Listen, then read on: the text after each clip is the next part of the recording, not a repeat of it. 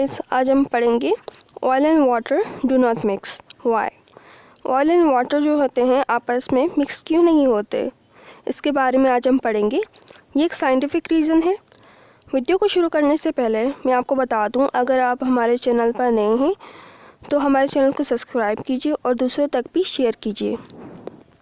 तो चलिए इसके बारे में पढ़ते हैं। Oil and water do not mix why. हमारे पास यहाँ पे 2 रीज़न्स हैं। There are 2 reasons. पहला रीज़न हमें ये बताता है कि ऑयल के जो मॉलिक्यूल्स होते हैं वो इतने बड़े नहीं होते, जबकि वाटर के मॉलिक्यूल्स जो होते हैं वो बहुत बड़े होते हैं।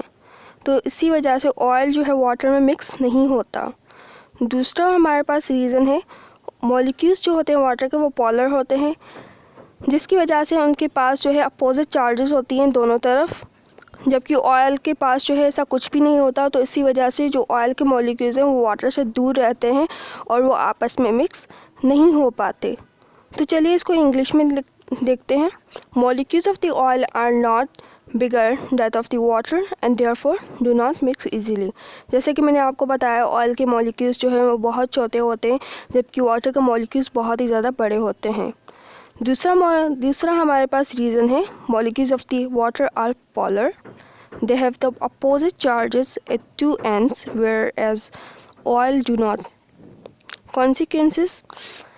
As a consequence, they tend to stay away from the water molecule.